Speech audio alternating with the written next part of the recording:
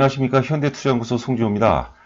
자, 오늘 양시장 어제 이어서 이틀째 투매가 전개가 되는 그런 양상인데요. 일반적으로 투매 이틀째가 되면 투자 심리가 최악이죠. 개인 투자자들 같은 경우는 거의 뭐 패닉에 빠지기 마련인데요. 오늘 제가 장중에 전문가 몇하고 이제 통화를 해보니까 투매 이틀째면 거의 뭐 바닥을 찍은 것이 아니냐, 뭐 이구동성으로 그런 얘기를 하는데요. 저 역시도 바닥론에 공감을 하고 오늘 유튜브 방송을 통해서 주가 바닥론 세 가지 이유에 대해서 또 여러분께 말씀드리도록 하겠습니다. 지금은 우리가 이제 새로운 희망을 얘기할 때지, 이제 와서 우리가 특히 투매 3일째 따라 파는 것은 전혀 의미가 없다고 봐야 되겠고요. 제가 보기에는 내일, 오늘 저녁이 되겠죠. 오늘 미국 증시하고 그다음에 유럽 주요 증시가 좀 제법 많이 빠질 것 같아요. 그러면 내일 우리 증시가 마이너스 출발해서 결국은 되돌릴 가능성이 굉장히 높지 않나 이렇게 생각이 됩니다. 우리가 하락이라는 것은 상승 파동의 결정적인 에너지원입니다. 주가 조정이라는 게 사실 순기능적인 역할도 있어요. 첫 번째는 어설프게 주식을 보유하고 있는 분들 있죠. 저는 이제 그걸 잠재 대기 매도세라고 합니다. 잠재 대기 매도세가 이번 투매로 인해서 상당 부분 소멸이 됐다고 보는 거죠. 깡 있는 사람들이 이제 대거 이번 조정을 통해서 이제 대거 매집에 임할 것이고요. 두 번째는 이번 조정을 통해서 새로운 어떤 그 주도주 논리가 강화될 것이고 또 새로운 환경이 탄생이 된다고 이제 보는 거죠. 자, 화면 보시면 오늘 이제 두 가지 포인트는 오늘 이제 그런 열악한 환경 속에서도 셀리버리가 나름대로 강세 기조를 보였어요. 어제에 이어서 오늘도 이틀째 이제 호재거리가 나오면서 역사적 고점을 이제 돌파하기 직전의 그런 모습인데, 과연 셀리버리가 이런 그 바이오의 약속면을 돌파할 수 있는 국면 돌파주 역할을 할 것인가, 이따 한번 살펴보도록 하겠고요. 두 번째는 요거는 이제 우리가 지난주 초서부터 이제 강조를 많이 해드렸는데, 기존의 그 바이오 권력은 이제 절대적으로 셀트리온이 갖고 있었죠. 그런데 특히 지난 10월 23일, 여러분들 그 차트를 꼭 확인해 보시기 바랍니다. 10월 23일 삼성 바이오로직스가 갭상승이 발생했어요. 이거는 이제 우리가 돌파갭 혹은 이제 급진갭이라고 그러죠. 돌파갭이 발생하면서 바이오 생태계의 어떤 권력 이동이 있었어요. 즉 기존의 그 셀트리온에서 삼성 바이오로직스로 권력 이동이 이루어진다고 보는 거죠. 그리고 이번 투매와 함께 앞으로 이제 그 바이오 섹터도 새롭게 좀 변형된 형태가 어떤 전개될 가능성이 높지 않을까 이렇게 생각이 됩니다. 자, 다음 페이지 보도록 하죠. 간단하게 이제 안내 말씀드리면요. 이번 주 증권 강의를 개최하기로 이제 결정을 했습니다. 사실 뭐 찬반이 있었는데 이렇게 이제 어려울 때 좀 위안이 됐으면 하는 바람이고요. 아무래도 강의 내용은 최근 어떤 급락, 지수 조정에 대한 긴급 전략을 또 제시를 해드리도록 하겠습니다. 일요일날 이제 청담동 리베라 호텔에서 개최가 됩니다. 참고하시기 바라고요. 많이들 참석은 안 하실 거예요. 저희가 뭐 그 증권 강의를 굉장히 오래 개최를 해봤는데, 장이 좋으면 굉장히 많이 오고 또 장이 안 좋으면 적게 오는데, 그래도 이번에 좀 관심을 갖고 많이 참석해줬으면 하는 그런 바람입니다. 자, 바이오 시장 전공 한 세 가지 꼭지로 나눠서 말씀드리도록 하죠. 먼저 이제 거래소 코스닥 증시 어떤 바닥론, 뭐 바이오도 마찬가지로 바닥론에 대해서 말씀드리도록 하겠습니다. 앞서 제가 이제 5G IT 섹터에서도 말씀드리는데 중첩이 되니까 보신 분들은 이제 패스를 하시면 될 것 같아요. 그 원달러 환율 지표도 굉장히 의미가 있고요. 왜냐면요, 일반적으로 이제 자금 흐름의 어떤 그 메커니즘을 보면, 글로벌 자금 운용의 메커니즘을 보면 첫 번째가 이제 외환시장입니다. 외환시장이 가장 지력이 크죠. 외환시장, 그 다음에 채권시장, 그리고 세 번째가 이제 원자재, 그리고 네 번째가 이제 주식시장이라고 보는 거고요.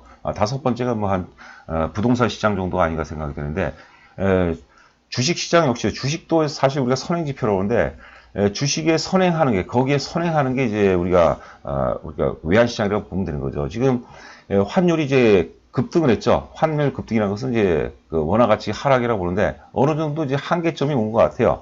자, 그거 한번 살펴보도록 하겠고, 그 다음에 이제 굉장히 유효적인 지표인데 코덱스 코스닥 150 선물 인버스가 역시 한계점이 맞습니다. 그것도 살펴보도록 하겠고, 코스피 지수 기준으로 본다면 2050에서 한 2100 정도가 굉장히 강력한 지지선이에요. 그리고 또 아울러서 이제 그 수급까지도 한번 살펴보도록 하겠습니다. 자, 이거는 이제 원달러 환율인데, 이거는 이제 환율 인상이고 환율 하락이죠. 그러니까 원화가치 절하, 원화가치가 절상인데, 일봉으로 보면 조금 개념이 안 들어올 텐데, 여하튼 간에 대략적으로 달러당 1180원 정도가 지금 강한 저항선이라고 보는 거죠. 그래서 거의 뭐 임계치에 도달했다 이렇게 보시면 될 것 같고, 주가가 오르기 위해서는 당연히 원화가 절상이 돼야 되겠죠. 환율이 인하가 돼야 되겠죠. 자, 다음에 이제 월봉 차트를 보겠는데요. 제가 사실 주식시장을 분석할 때 가장 많이 보는 지표가 이제 원달러 환율입니다. 왜냐하면 앞서도 이제 말씀드렸지만 환율이 주식시장에 미치는 영향이 굉장히 크다고 봐야 되겠죠. 자, 2018년도 1월 달을 바닥으로 해서 환율이 인상이 되죠. 크게 환율이 오릅니다. 그래서 파동상으로 보면 1파동, 2파동, 3파동, 4파동, 5파동인데 5파동에 대한 신뢰도가 굉장히 높은 것은 뭐냐면 막판에 갭 상승이 일어났어요. 갭이라는 것은 피날레에서 많이 발생되는 거죠. 초기 이제 그 2파동에서 3파동으로 넘어갈 때 갭 상승은 이제 돌파계 급진갭이라고 하는데 마지막 5파동에서 발생되는 갭은 우리가 소멸갭이라고 많이 해요. 그러니까 메꿔버리죠. 그리고 지금 주가가 이제 이틀째 투매가 나왔는데 그거는 이제 환율로 보면 반등파동이에요. 반등파동. 그리고 이제 임계점이 왔기 때문에 다시 이제 원화가 절상된다고 보는 거죠. 즉 환율이 인하가 되면서 그러면서 주식시장 쪽으로 이제 그 매기가 확산될 가능성이 높다고 보는 거죠. 굉장히 중요한 지표입니다. 지금 원달러 환율은 B파 반등 과정이다 이렇게 보시면 될 것 같고요. 자, 이거는 이제 코덱스 코스닥 150 선물 인덱스입니다. 인버스입니다. 이 보시면은 8월 6일 날이에요. 8월 6일 날 최고점을 찍죠. 그리고 인버스니까 이제 거꾸로 해석하면 될 것 같아요. 나중에 보시면 아시겠지만 코스닥 지표도 바이오도 마찬가지예요. 셀트리온도 그렇고 그다음에 뭐 삼성 바이오닉스도 정확하게 8월 6일 날 바닥을 찍습니다. 그리고 이제 이건 완전 추세가 완전 무너진 거죠, 사실. 그리고 이제 워낙 많이 빠진 것 따른 반발로 올라간 거예요. 그리고 이제 대략 8,400원, 500원이 굉장히 강력한 저항선이죠. 그러니까 인버스 기준으로는 다 오른 거죠. 즉 이제 내일서부터는 꺾일 가능성이 높다고 보는 거죠. 내일 만약에 앞서 얘기한 대로 미국이라든가 이제 유럽 주요 증시가 크게 빠져서 하락 출발한다면 제가 보기에는 우리 증시가 하락 출발한다면 굉장히 중요한 매수 포인트가 아닌가 싶고요. 역시 뭐 선물이라든가 파생하신 분들은 뭐 그런 식으로 접근하게 되면 좀 효과적인 결과가 나올 수 있지 않을까 생각이 됩니다.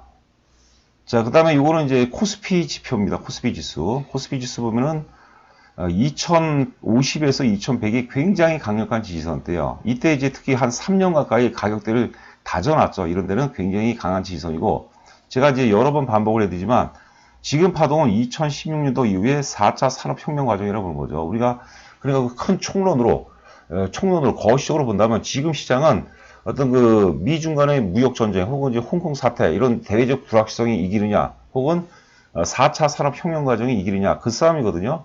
지금 4차 산업혁명 과정은 제가 뭐 여러 번 반복적으로 말씀드려 지금 한 3분응선에서 4분응선밖에 안 왔어요. 그러니까 4차 산업혁명의 파동은 굉장히 젊은 시세고 그 다음 미중 간 무역 전쟁 뭐 홍콩 사태까지는 몰라도 미중 간 무역 전쟁은 노화가 됐어요. 이미 시장이 상당 부분 반영이 됐습니다. 그러면 다시 시장은 바닥을 찍고 상승 전환될 가능성이 높다고 보는 거죠. 자, 그리고 오늘 외국인이 얼마 매도했나요? 지금 이제 그 외국인 매도가 여기 보면 8월 6일이죠. 아까 제가 그 인버스에서 말씀드린 것처럼 8월 6일 날 외국인이 매도의 클라이막스예요. 6,500억 최대 매도를 했죠. 그런데 공교롭게 그 이후에 바닥을 짜고 굉장히 크게 올라갔습니다. 오늘 지금 이거는 제가 1시 50분에 이거 정정을 안 해놨네요. 예? 5,700억. 오늘 5,700억, 장 마감하고 5,700억 순매도를 했어요. 이것도 역시 매도의 피날레라고 보는 거죠. 이거 제가 보기에는 거의 오늘이 바닥이라고 보시면 돼요. 그러니까, 오늘 여러분들 마음고생이 심했는데 내일 이후서부터는 좀 좋은 환경이 펼쳐질 가능성이 높지 않을까 생각됩니다. 희망이 아니라 이제는 우리가 도전과 용기 그런 관점으로 시장을 바라봐야 되지 않을까 생각이 됩니다. 자, 그다음에 셀리버리를 보도록 하죠. 셀리버리가 어제 재료는 뭐냐면 이게 계량 바이오 신약도 하고 있거든요. 계량 바이오 신약이라는 게 이제 바이오 베타를 의미하는 거죠. 골 형성 촉진제라고 해서 CP 뭐 BMP2 이거를 투여했더니 그 경주마의 부러진 다리를 치료했더니 외과적 수술 없이요. 그랬더니 그 효과가 굉장히 좋습니다. 바로 이제 그 말이 뛰어놀더는 거죠. 그다음에 오늘 나온 재료는 중증 폐혈증 치료 신약을 개발했는데 전문 위탁 생산 기관이라고 그러죠. 우리가 CMO라고 그럽니다. 거기에 이제 임상 치료를 대량 생산 계약 체결했다고 그러면서 호재로 작용했어요. 근데 뭐 시장 자체가 워낙 이제 밀리다 보니까 오늘도 이제 셀리버리가 밀리고 말하는데 지금 이제 화면을 보시면은 앞에 이제 82,000원이 최고 역사의 고점이거든요. 이따 한번 다시 한번 살펴보도록 하겠습니다. 이 파동의 힘으로 보면 만약에 지금 바이오 섹터가 온전하고 뭐 무리 없는 장세라면 돌파할 가능성이 굉장히 높아요. 왜냐하면 바이오 같은 경우는 사실 본질보다는 이슈로 많이 갑니다. 이슈에 의해서 움직이는 거예요. 그러니까 실제 바이오는 글쎄요, 어떤 가치, 어떤 이성적으로 본다면 한 20% 정도가 가치에 근거해서 가는 거고 나머지 80%가 감성적, 야성적 이슈로 가는 거죠, 이슈로. 굉장히 크죠. 만약에 내일 뭐 뚜껑을 열어봐야 되겠지만, 뭐 두 가지죠. 셀리버리가 내일 장세는 이제 회복이 된다 보면 치고 나갈 수도 있지만, 오히려 매기가 낙폭 과대주로 쏠리면서 셀리버리 만약에, 바이오, 혹은 이제 시장 전반이 개선이 된다면 셀리버리는 내일은 강하게 못 올 것 같아요. 왜냐하면 낙폭 과대 쪽으로 일단 매기가 확산되기 때문에 뭐 그런 식으로 우리가 보면 될 것 같아요. 이 주도주 논리, 특히 주도주는 국면을 돌파한다고 그러거든요. 국면이라는 것은 약세 국면을 돌파한다는 것이죠. 그래서 우리가 내일서부터의 관전 포인트, 바이오 섹터에 대한 관전 포인트는 셀리버리가 과연 역사의 고점 82,000원대를 돌파하느냐 안 하느냐. 셀리버리가 돌파하면 또 후속주들을 견인하죠. 바이오 전반으로 어떤 매기가 확산될 가능성도 있다 이렇게 보시면 될 것 같습니다. 자, 이거 이제 셀리버리 제가 이게 보고서가 없어요. 하여튼 그 양리물질 생체내 전송 기술입니다. 이것도 플랫폼 업체죠, 플랫폼. 플랫폼 업체가 굉장히 좋은 거예요. 그래서 이제 상용화까지 안 가고 일단 신약 후보물질을 만든 다음에 라이센싱 아웃이라고 이제 에로라고 그러죠. 일단 기술 수출하는 게 이제 주 사업이고 기본적으로 4개 종류의 어떤 신약 후보물질을 이제 갖고 있다고 보는 거죠. 자, 그 다음에 이제 이거는 이제 셀트리온하고 위쪽목이 이제 셀트리온이고 아래가 이제 삼성 바이오닉스인데 이 삼성 바이오닉스의 이 갭이 이게 10월 23일입니다. 이 갭으로 인해서 제가 보기에는 그런 느낌이 들어요. 그 바이오닉스가 뭐 이유가 어떻든 간에 셀트리온은 검증이 된 회사죠. 이미 2018년도에 38만에서 최고의 절정기를 찍었고 상대적으로 이제 삼성 바이오닉스는 특히 이제 분식회계 관련해서 굉장히 고통을 많이 받았어요. 그런데 10월 23일날 드디어 이제 그 돌파 갭이 발생되면서 야 이제는 내가 대장이다 뭐 그렇게 막 크게 외치는 것 같아요. 그런 느낌이 좀 들거든요. 그래서 우리가 삼성 바이오닉스를 사는 게 굉장히 중요합니다. 제가 지난번에 삼성 바이오닉스 100만원 상승 논리에 대해서 말씀드렸거든요. 내년부터 최소한 3년 동안 본격적으로 투자 회수 구간에 진입을 합니다. 셀트리온은 38만원대는 뭐냐면 본격적인 투자 회수 구간에 접어들면서 고점을 찍은 거예요. 그러니까 차원이 완전히 틀리죠. 특히 이제 셀트리온이 사람 나이로 따지면 이제 50대에서 60대로 약간 노화기로 접어든다면 삼성 바이오닉스는 20대에서 30대로 도약하는 겁니다. 10대는 사고도 좀 많이 치잖아요. 뭐 유치장도 한 번씩 갔다 오고 뭐 비유가 되려는지 모르겠는데 죄송합니다. 지금 시장 상황 봐서는 이런 농할 때가 아닌데 여하튼간에 삼성 바이오닉스는 굉장히 젊은 시대라고 보는 거죠. 자, 그렇게 풀어가시면 될 것 같습니다.